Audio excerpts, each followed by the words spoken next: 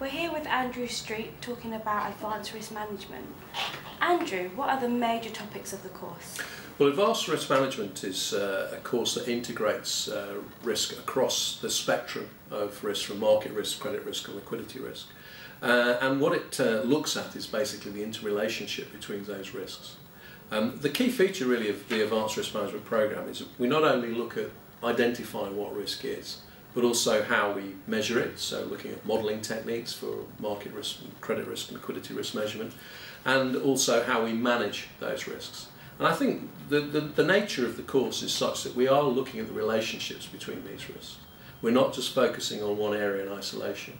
And I think really what makes this course different is the understanding of the relationship between these risks and how they come together. And I think it's worthwhile saying that some of the events of recent time, the credit crunch, etc., really were probably due to a breakdown, if you like, of risk management across the different risk classes. And I think this course really focuses on bringing at least some sense to that kind of unification of those risks.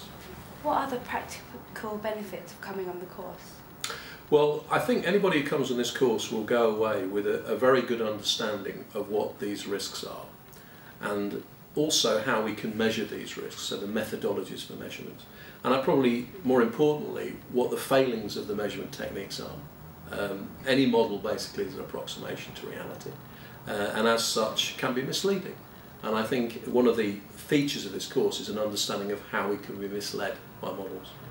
I think the additional factor is an understanding of different risk areas. A lot of people work primarily in one risk area, like market risk or credit risk, and they perhaps don't know too much about the other risk areas. And I believe that really that is one of the failings that we've had as an industry. It's a kind of silo mentality where market risk managers have managed market risk and credit risk managers have managed credit risk, and people have failed to understand the linkage between all these different areas. And I think one of the key factors in the credit crunch was really a lack of understanding of how these risks interact together.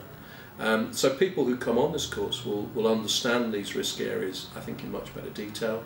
They'll understand the modelling, they'll understand the limitations of the modelling, and also go away knowing what they can do about it within their firm, how they can improve the situation in their firm. So I think the course itself is a nice balance of theory and practice. There's just enough theory there to understand what's going on without taking it too far, but there's an awful lot of practical issues and practical solutions that people will be able to deploy in their own firm. How has the credit crunch and Basel III affected this area? Well, to a very great extent, because I think it's fair to say that most people would say that there was a breakdown of risk management that led to the credit crunch. And indeed the Basel Committee are looking to put in place a stricter regime of regulation, including better risk management. So risk management really is in the process of learning the lessons of the credit crunch. And one of the things that this course does is actually to look at the pitfalls and the gaps in the existing framework of risk management and how they led to the credit crunch, and indeed more importantly how we can prevent them in the future. And as I said earlier, the interaction between market risk, credit risk and liquidity risk is key in understanding how the financial health of an organisation survives. And one could argue that it's a failure to understand the interaction between these risk areas that really was one of the major reasons, for instance, that Lehman collapsed.